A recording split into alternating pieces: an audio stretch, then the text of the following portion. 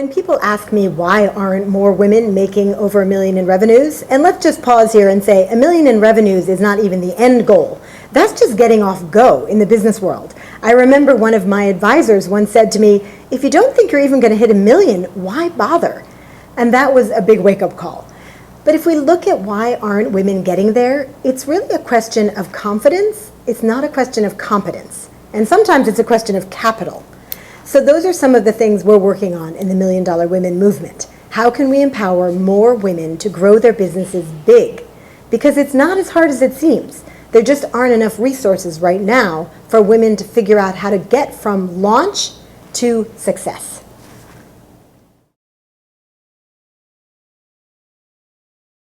All women need to go big, really, is the right mindset, the right skill set, and the right network. The mindset is the confidence piece. Part of the reason very few women get to $1 million in revenues is they're just not dreaming big enough. The second piece, the skill set, is how do I go out and get trained for the things I'm not good at, or have advisors or a board member or consultants and coaches to help fill in my gaps. Really own what you're good at and then go find people to help you with the rest or help train you to get better at the rest. And the last piece is the network, because you can actually have the right mindset and the right skill set. And if you're not in the right rooms with the right people, you'll never take your business big. So as women, we sometimes fall down on the networking piece. And that's something else we're working on a lot in the $1 Million Women movement, is how do we teach women intentional networking?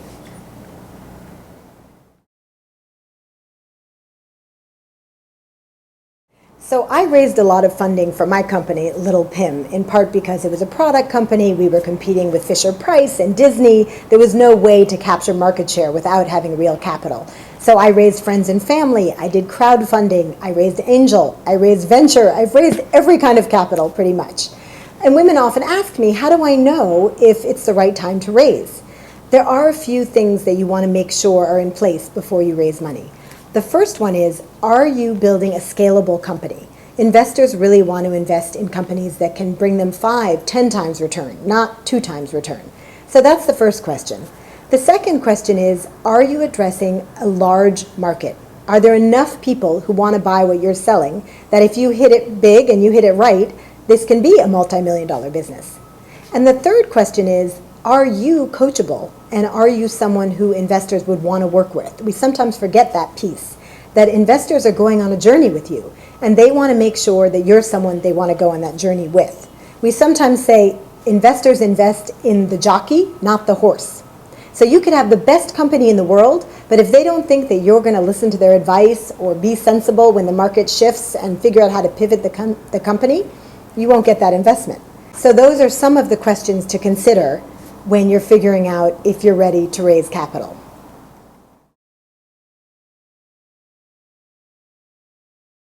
When I set out to raise venture capital, I really knew nothing about how that worked, and it took me about 10 months to figure out, how does this system work? I now like to think of it as a bit of a dance that I had to learn, because the venture capital ecosystem, for lack of a better word, has been operating for many, many years along a very certain set of guidelines.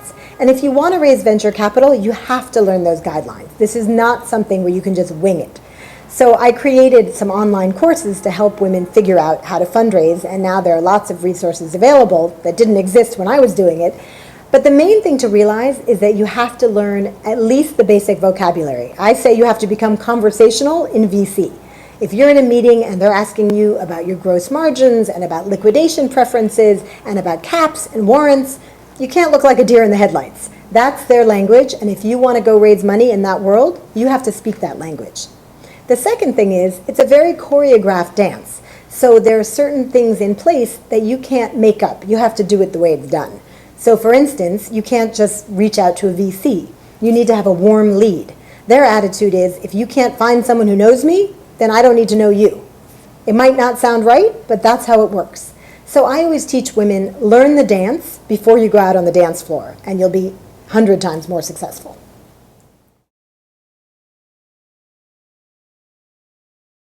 Our mission at $1 Million Women is to help 1 million women get to 1 million in revenues by 2020. When we do that, it will be 13% of all women entrepreneurs making $1 million in revenues, not that little tiny 3%. and that will be a much better number. We're doing that through partnerships with corporations like Microsoft and Morgan Stanley, and also working with nonprofits across the country. It's actually a great time for women entrepreneurs to be thriving and working with some of the great support systems that are out there. Our sweet spot is women who are scaling, not launching, not trying to figure out if they should leave their cubicle, but women who have a business and now want to go big. That's where we found sometimes there aren't as many resources as we need. And so we created Million Dollar Women with the Million Dollar Women Masterclass, the annual summit, and a lot of great free online resources that you can find at juliapimsleur.com.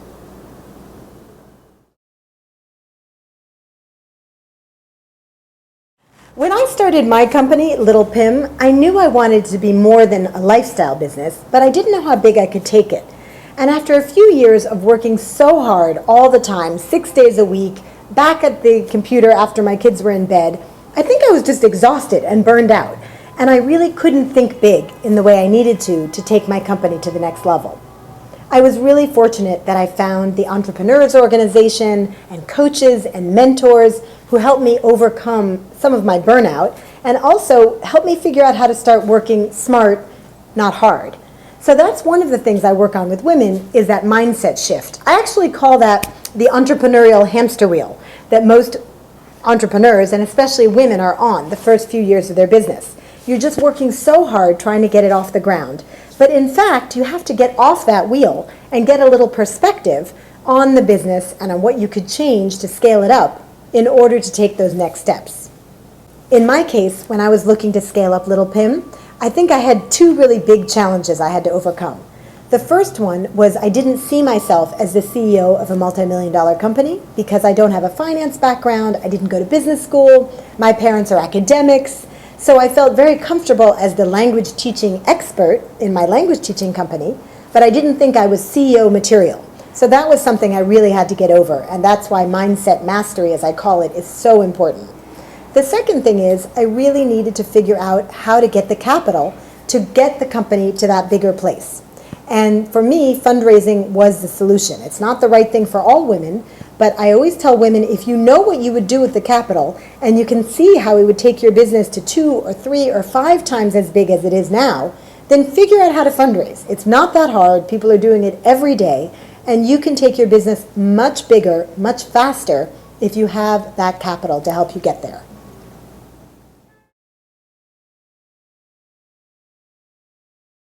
So when women are transitioning from being the doers in their companies to being the leaders, which is often the step you need to take to become the CEO of a bigger company, I always tell them that they need to learn how to manage people rather than do things. And that requires some skills they may not have honed. So one of them is delegation. I like to think of myself as a delegation ninja. I delegate everything all the time. And I've realized that for many women, that's a real challenge. There's a baked-in issue with women entrepreneurs where often we've gotten as far as we've gotten because we're great doers, and we've been rewarded for being great doers.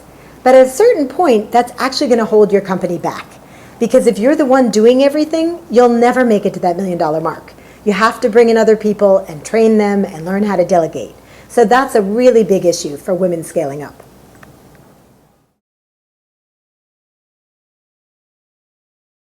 When I wrote $1 Million Women, it gave me an opportunity to think about what kind of women get to $1 million in revenues and beyond. And here I have to cite a man because this quote is so perfect. It's Henry Ford's famous quote, "If you think you can, and if you think you can't, you're right." Because that is really the difference. The women who made it to $1 million had this mindset mastery, as I like to call it, where whenever obstacles came up, they just became like water around rocks. They never let it stop them. They just moved around the obstacle and found another way forward. Was it easy? No. Did they have a whole bunch of belly flops and times that they wanted to quit and hated every minute? Yes. But they persevered. And they also were very strategic in surrounding themselves with people who could help them see the things that they didn't always see. So I think that's a big game changer for women entrepreneurs, is when they have the right people around them. In my book, I call them finding your flying buttresses, because Notre Dame in Paris has 28 flying buttresses holding up the cathedral. And no one ever walks away from Notre Dame saying, boy, it's too bad that beautiful cathedral needs all those flying buttresses to hold her up. No, they just see a beautiful cathedral.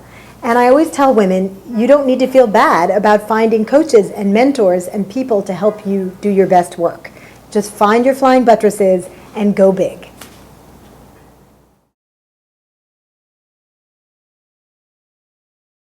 I don't think anyone has ever built a multi-million-dollar business without failing a whole bunch of times. I love the quote that success is going from failure to failure without loss of enthusiasm. I just love that, because the temptation when you fail is to say, oh, I guess I wasn't good enough, or I must not be up to par. But the fact is, failure is just information. And the successful entrepreneurs are the ones who can take that information and process it and use it to make their business even better. I think sometimes as women, we haven't had enough socialization on taking failure as just information.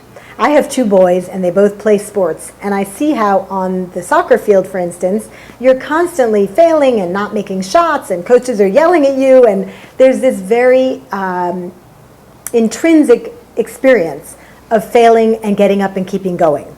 I'm thrilled that more women are doing sports, but that's not the only place you can get that experience. You can also do it by just feeling it. I started a business in my early 20s that utterly failed. I wrote about it in $1 Million Women, and I think that's the best thing that ever happened to me, because I separated who I was from my business success or failure at an early age. And I think that's part of what gave me the courage to take risks later in life, and some of them worked out a lot better than that first business.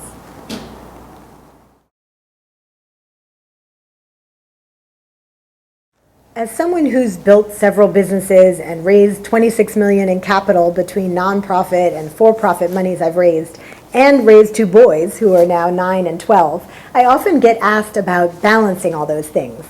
And I think really the key is to figure out what is most important to you and to do that well and let go of the rest. And that works both in business and in your personal life. So for instance, at Little Pim, I was the language teaching expert. I come from a language teaching family. I have more to say than anyone would ever want to give me time to talk about the best ways to teach children a second language, and I'm truly an expert in that. I delegated a lot of the rest of the company. And at home, it's the same. I read to my kids every single night. We go on great vacations together. I'm very involved in their educational life. Do I take them to and from school every day? Absolutely not. Am I at every soccer game? Absolutely not. I have to pick the things that really matter to me and make sure those are going well. And I think if I had one piece of advice to give myself when I was younger, it would have been lose the guilt. Because so many women spend a lot of time feeling bad about not being able to do it all, when in fact no one can do it all. No man, no woman, no child can even do it all. So I think the sooner you let go of that notion and stop beating yourself up about what you're not doing, the more you can enjoy what you are doing and just let go of the rest and let it work itself out.